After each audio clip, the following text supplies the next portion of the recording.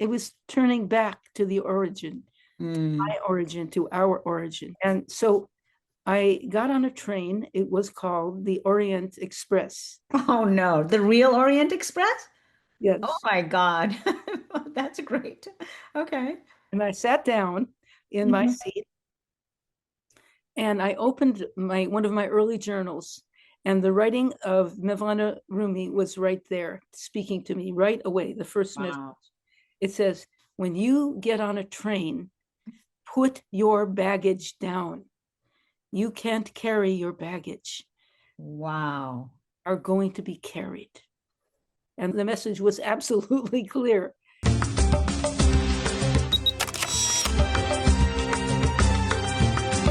You're listening to Wise Women with Daisy Khan, where faith rolls up its sleeves as a force for good, and where women define the future with wisdom and wonder. I'm Daisy Khan. Kindly subscribe wherever you get your podcast.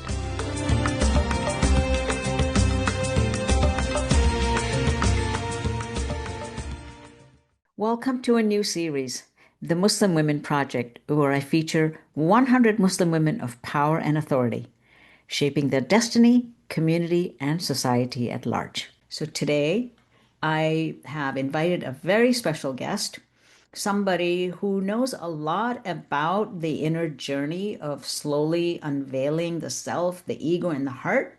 I'm joined by Sheikha Maryam Kabeer, who is an author of Journey Through 10,000 Veils, a book that explores her spiritual transformation through honesty, surrender, and lived experience. I want to welcome you, Sheikha Maryam, to Wise Women with me. Alhamdulillah. Thank you.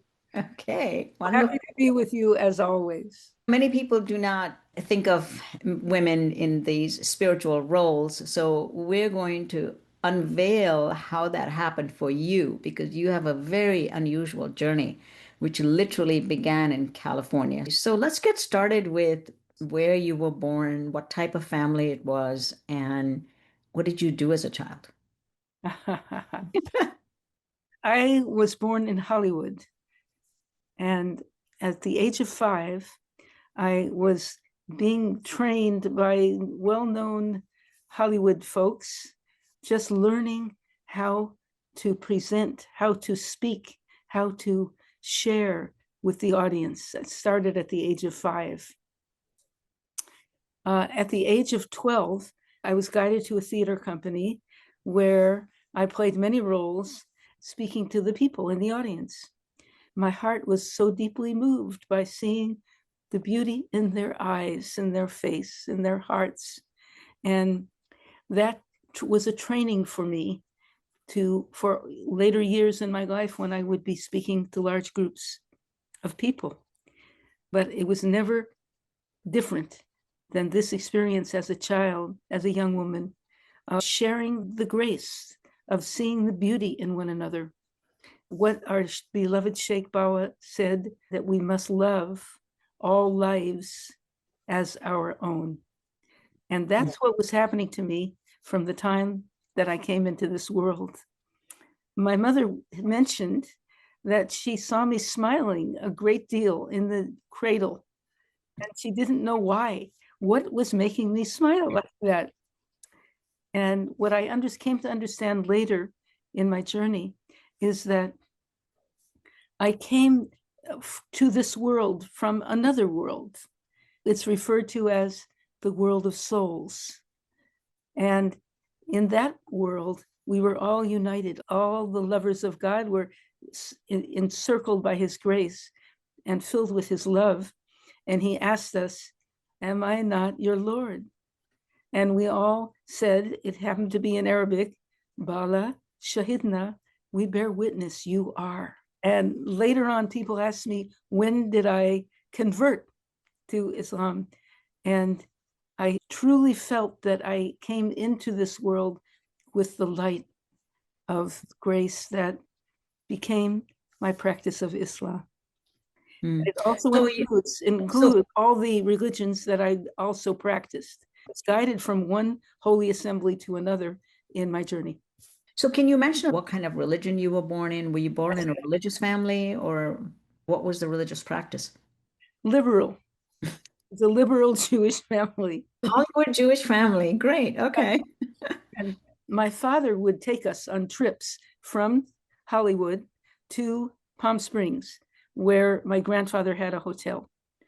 The whole way on the journey, he would sing amazing songs that filled my heart with light and joy. Was this in the car while you were driving long distance? Yes, and the wind was blowing in. I was sitting in the back seat. The wind was just filling me with light and love and grace. And then he would sing So every. were your parents like flower children? Was it the Beatles era? Yes, but more than that, it was Reverend Dr. Martin Luther King. They were very much devoted to racial equality, human equality. But it's when we saw that movement going on, and I actually met Dr. King. And very recently, I was guided to a gathering right around the corner from my house at a wonderful university dedicated to Dr. King. I remembered how he had the effect upon my heart that has continued to be enlightening and inspiring for all of my life. Every step I took after I left my family and went on the journey alone. At one point, I was traveling all around the world by myself in this period, like step by step guided. No bed, no computer, no phone, just God's grace. Now, at the time that I sat on the train, at a certain moment, I said, I must leave this world behind. I have to go and find the ancient worlds that I came from, but not go to the malls. I'm finished with that right now. I must go to the ancient realms of peace and grace where my soul comes from. Where did that realization come from? Had you met somebody that awakened that sense in you, or was that something you were innately born with? Yes, I was innately born with it. I came to the theater company as a 12-year-old, and I was mentioning how just standing on the stage and gazing at the audience opened my heart to every person I was looking at. So this is an interesting spiritual experience when you're an actress on a stage. It's way beyond what it appears to be. And so as this was happening, and I was playing different roles, famous roles that we read about in books, The Wicked Witch of the West, I was expressing love through those characters. The assistant director of the theater company was named Bill Berenger. He knew about me. He made a beautiful scroll for me. And it's an ancient man with a long white beard, wearing like a long robe, holding in one hand, holding a lantern and a staff. Okay. And he's walking in the mountains. Okay. And then it says, written on the scroll, seek, and the truth shall make you free. Wow. So you're supposed to go on a journey to find the light with the staff in your hand and a Absolutely. And that is exactly what I did. It was wow. a message from God. Yeah, absolutely. What I saw when he gave me the scroll, he unwrapped it for me. And I said, this is who I am. I am not some 12-year-old girl acting in a theater company. That ancient man is me. I have to make the journey. That's my destiny. So you saw your reflection in that scroll. Yes, and I saw the calling. Manifest what you had to manifest into. Yes. So is that what gave you the courage and the strength to just be a backpacker and just jump? Because I'm always fascinated by American backpackers.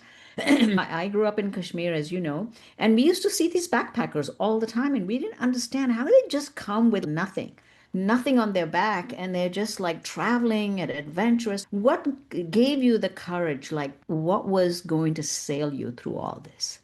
Like, with hardly any money, I'm assuming at this point. You see, at this, my grandfather, who had this hotel where Right. we traveled to, at a certain moment, he gave my brothers and I a certain amount of money. Okay. They each one bought a car, money, and went on the journey. Okay, you used your own. That was my vehicle. Okay, you actually went on a journey. So you did have a car in a way, Yeah. wings to take you somewhere. Let's talk about the journey. Where'd you first land?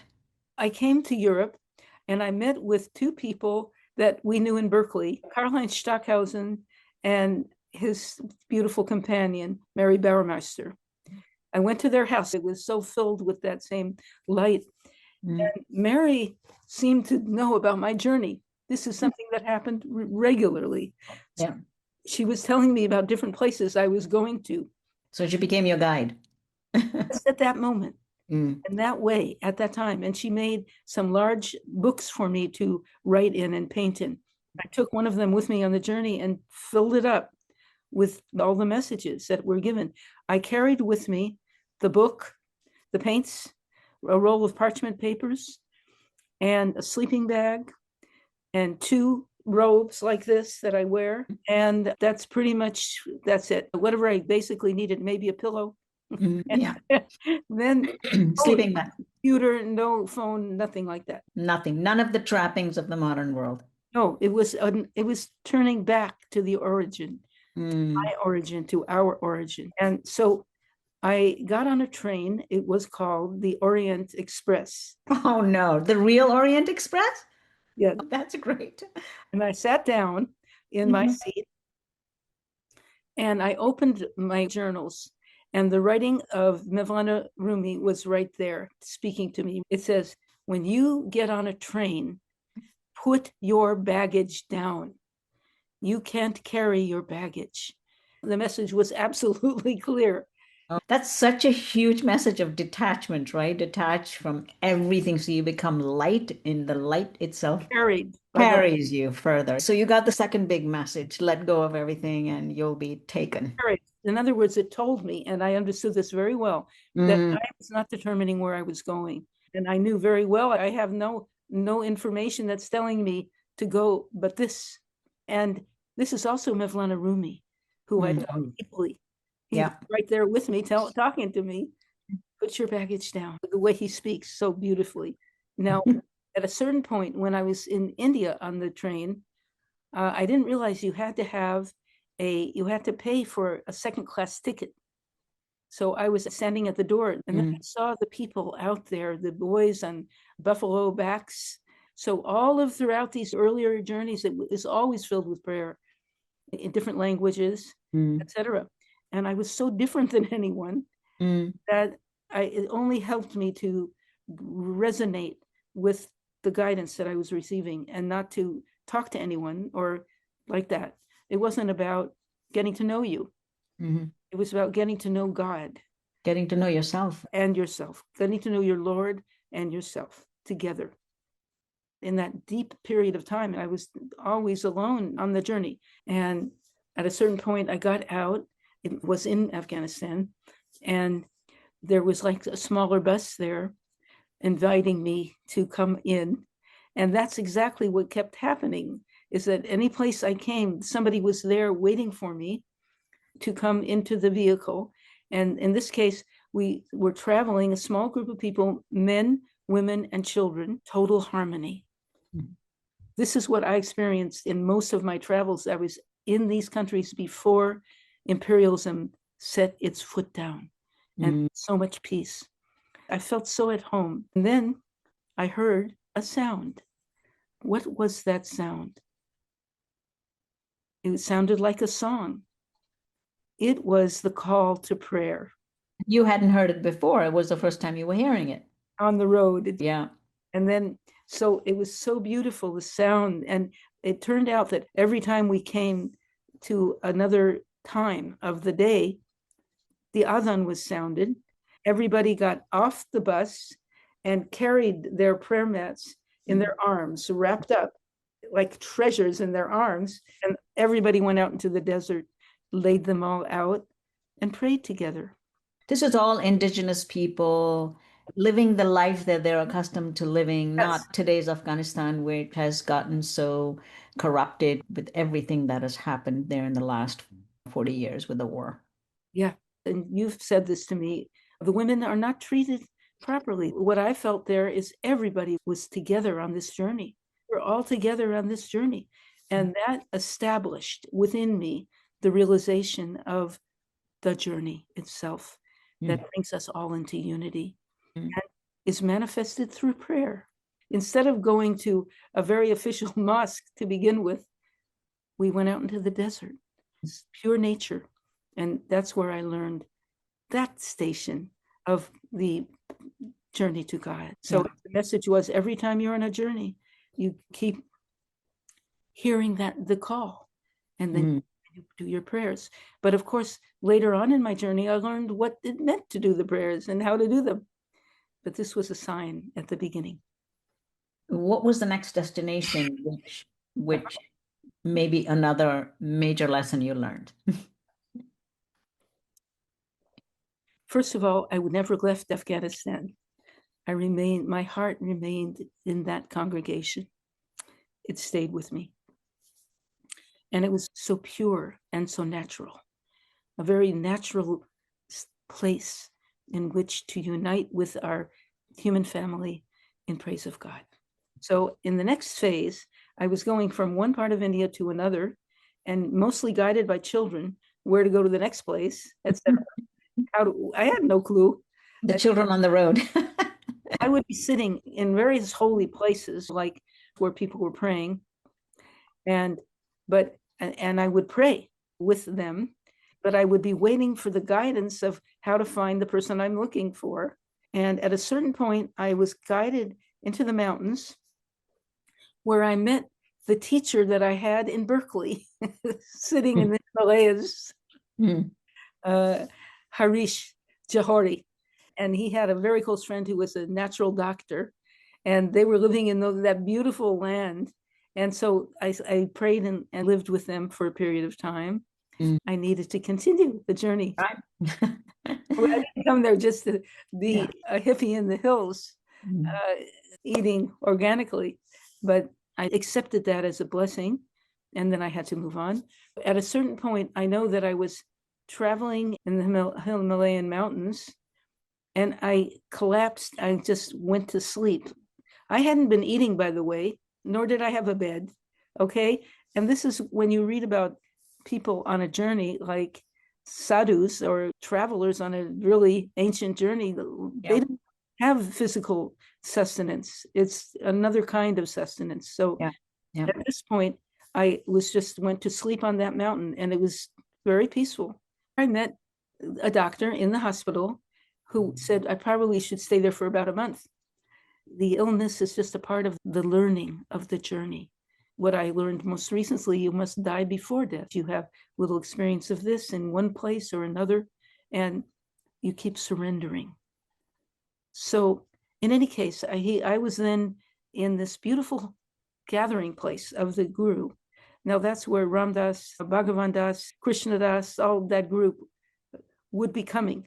At a certain point, the Guru came and said, you must walk in the footsteps of Jesus and walk a journey on the path of love.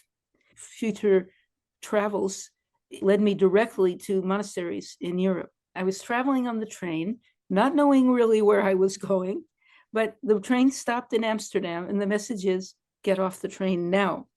And a young man that I knew in Berkeley was on the train waiting for me to get off so he could tell me to go visit a certain person that I needed to meet. The person welcomed me profoundly. He had a home with a family.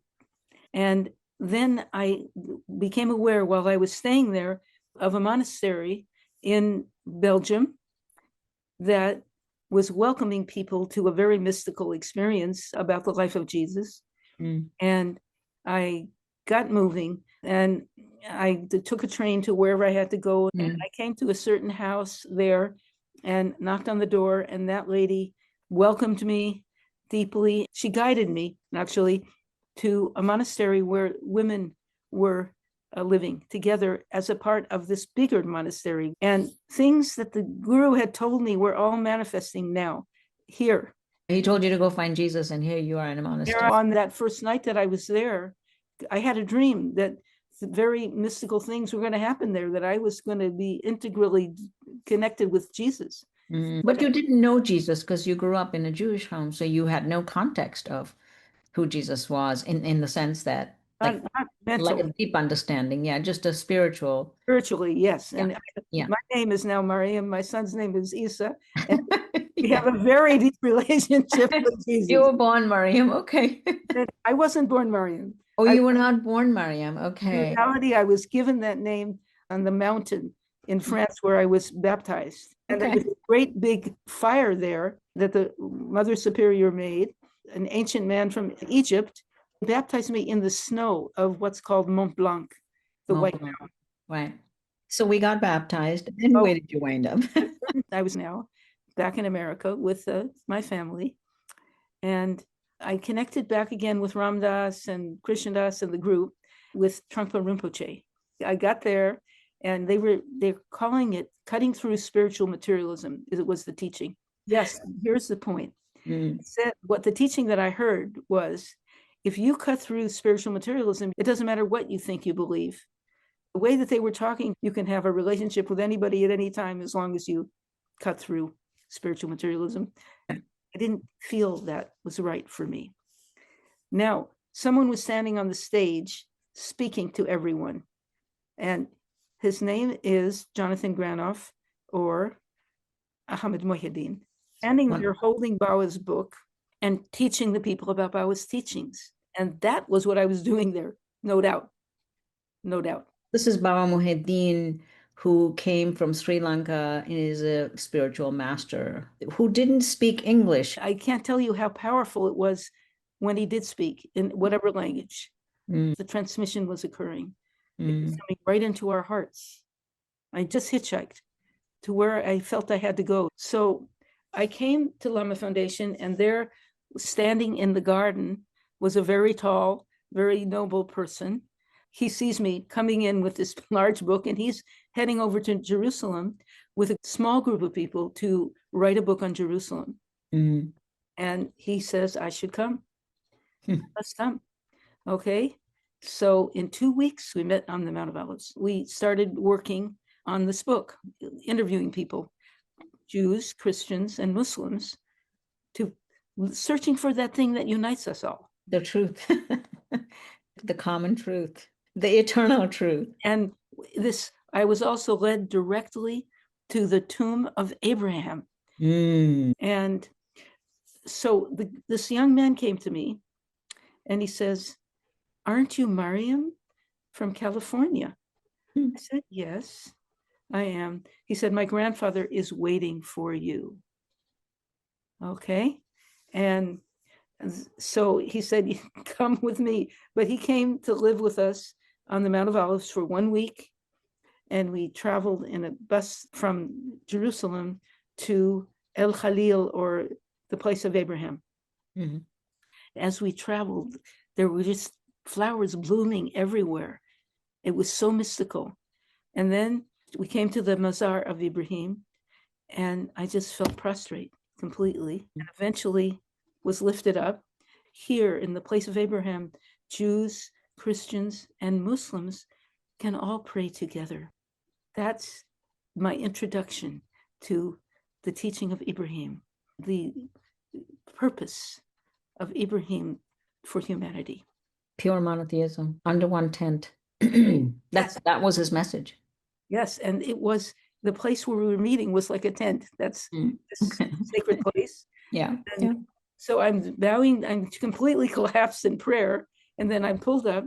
But that's what I felt at the time, is we're all united in his under his guidance. Mm-hmm. Eventually, when I was on Umrah, when I came to the place his footsteps were, I couldn't leave.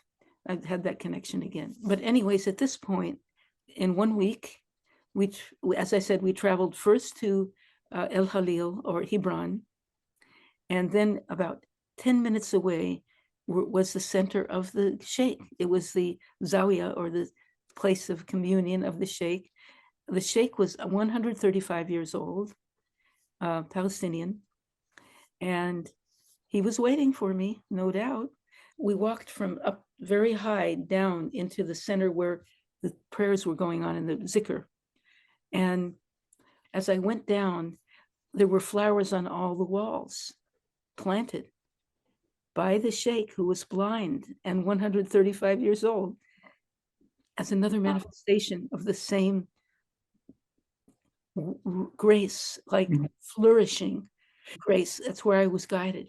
And we had this beautiful zikr, and we were singing Ya Latif, O most subtle one. Afterwards, the sheikh spoke so beautifully in Arabic, translated. And then eventually it was time to go. I came to the door to leave, but someone was standing there as a disciple of the sheikh and said, the sheikh says, you must live here now. Go get a few things from Mount of Olives and come here and move in. So these are the stages of the journey. Never planned by me, that's for sure. But he was an ancient person who didn't really sleep. He just said, this is where you can sleep now. And I had absolutely beautiful dream of a 40-day retreat, very mystical retreat, which led me to Muhammad, sallallahu alaihi wasallam. And in the dream, I was in retreat for actually 40 days, step by step, having these experiences. And then, and someone kept coming to the door and putting in a flower, but the person didn't stay. He just put the flower in the flower. I didn't know who he was. I was told that I'd be able to fly by the power of what was coming to me, that I had to surrender completely. That's where I learned to pray. That's where I had the experience of really praying with this holy group of people and embracing Islam in that deep way. Messages kept pouring in, including that dream that told me, this is where you are now, where you're going. This is what God wills for you now. And at another point, soon after, I think I was guided back to the Mount of Olives at some point, because I think I was standing on the Mount of Olives and looking down, and I saw Masjid al-Aqsa. And the message was, go there, go pray there. So I come to the gate to go in, and the guards were there, and they said, you can't come in here because only Muslims can pray. I said, here, only Muslims can pray here. I said, I am a Muslim. They said, then recite the Quran. And I did, because the sheikh had been teaching me the Quran. They couldn't understand what was happening. Who is this? It overwhelmed them in some way. They took me to the police station on the Mount of Olives. We walk in there, the police chief jumped out of his seat and said, that is Maryam. Let's take her to pray in Masjid al-Aqsa.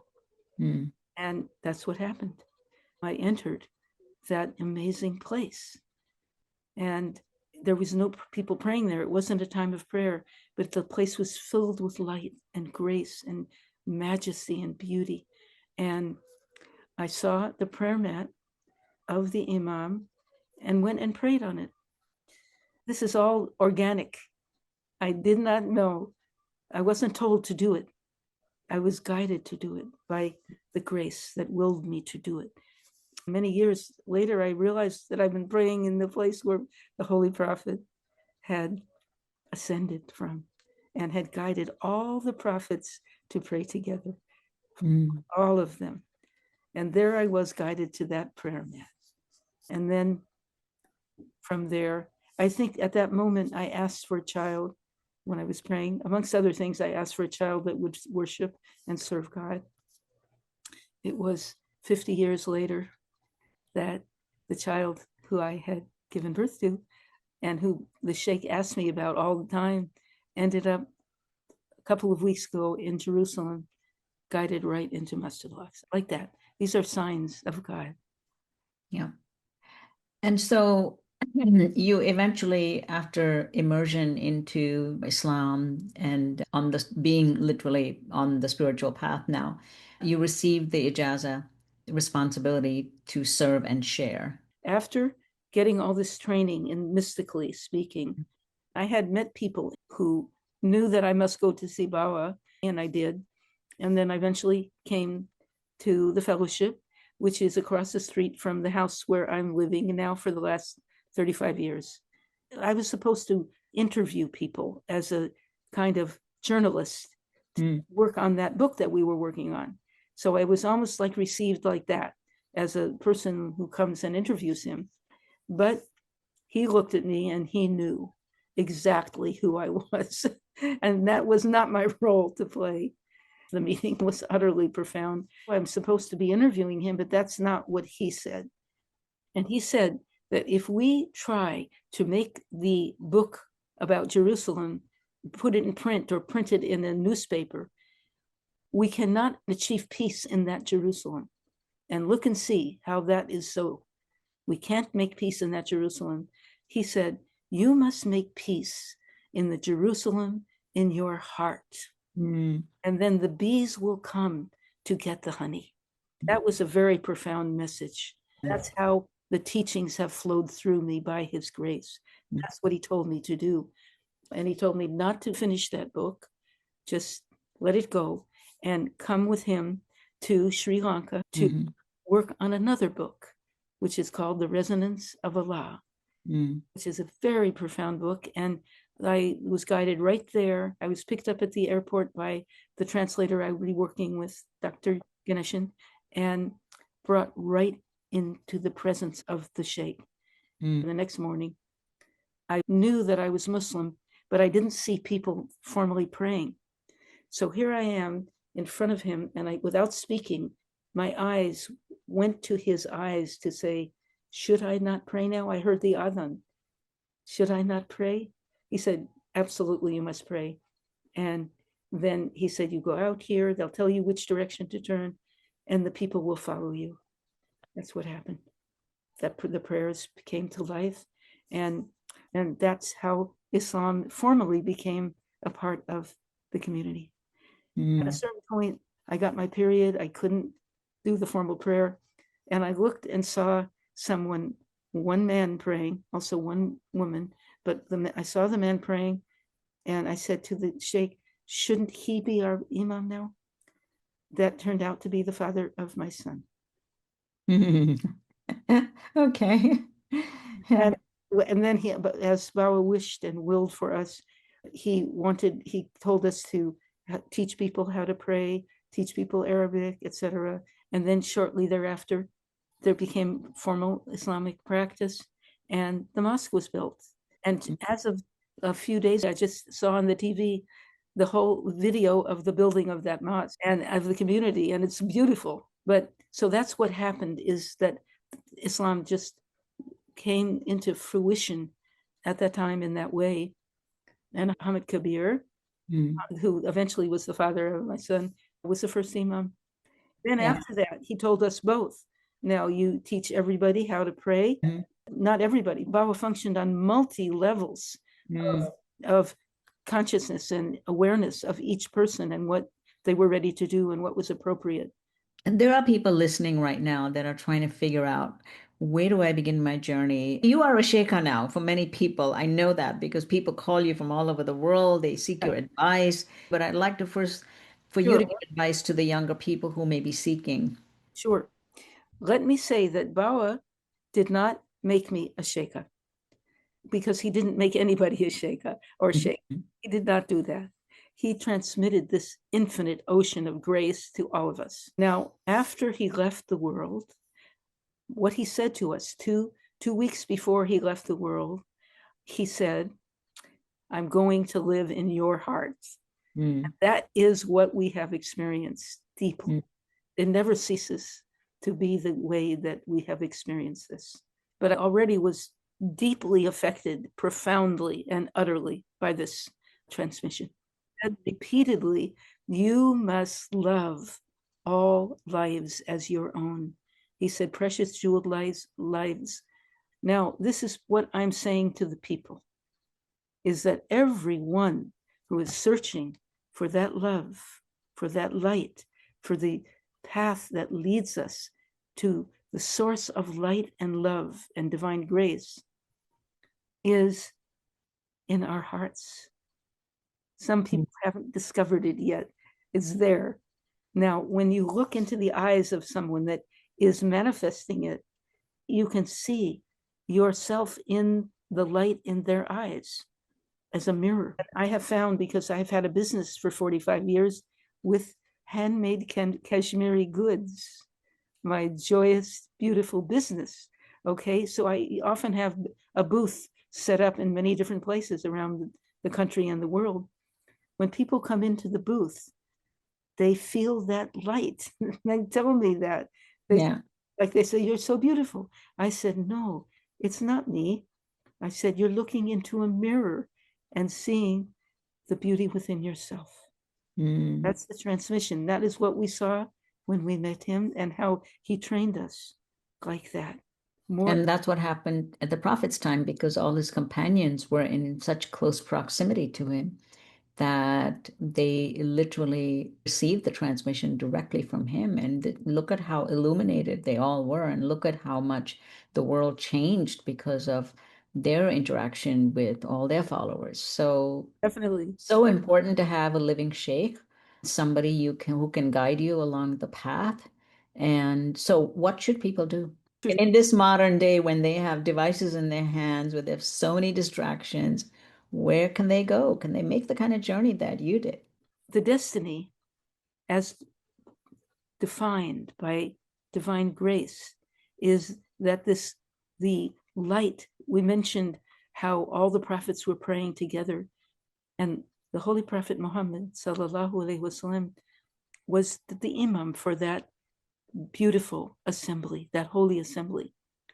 Okay, now after he physically left the world, he was living in the hearts of the people that had been with him, not only those alive in that time, it's happening now. It's alive within the hearts of the people who are being guided by that light. And like my mother would say about me, "Why is she smiling so much?" As a baby, because the light had been transmitted. Later, I was asked, "When did I convert to Islam?" And I said, "That's not what happened. The light was transmitted before I even came into the world." I say this to the people who are on the journey and don't know how to proceed, or they don't know how to realize what they're carrying within them, which is the transmission of divine grace, is to keep the door wide open in our home, in our heart. The whole thing, and the whole rest of the story is all about welcoming, joining, and also people of all faiths, because we are here in this very time of human difficulties, great challenges to the human condition, to reverse what we see happening in the world, where innocent people are being tortured and killed or sent away at this time when we want to welcome everyone, just like the Statue of Liberty did.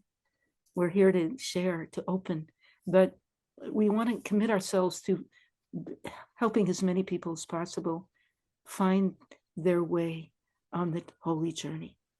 Listeners, you can see from Sheikha Maryam's own spiritual journey that spiritual growth is not about shortcuts or certainty. I encourage you to pick up Sheikha Maryam's book as a starter. It's called Journey Through 10,000 Veils. I find it as a vital guide for anyone seeking deep inner transformation. You can contact her by phone, you can contact her by email, you can ask her for advice on spiritual ailments or remedies or just pure old advice. So, Sheikha Maryam, I want to thank you so much for this beautiful wisdom that you've imparted. And I hope that people will reach you, contact you. May God give you the courage to continue on for decades more, because the world certainly needs you. And let me end with a prayer here, a teaching, which is be blessed, not stressed, distressed, or depressed. So anytime you start to waver and go into agitation and pain and misery and all that stuff, you should don't stay there. Come right home again. Return to the source of blessing within our heart and soul and life, because that blessing will save us from the stress of the world. Learn the prayers and say them in such a way that the grace reestablishes itself, resonating in your heart. Feel so happy and protected by God's grace. No one is excluded from the circle of divine grace. Yeah. Someone, all of God's children, all of God's children. So that's the final teaching, is we're all one. Yes. The name of our website is www.uniteinthelight.net. Great. Okay. Wonderful. Thank you so much.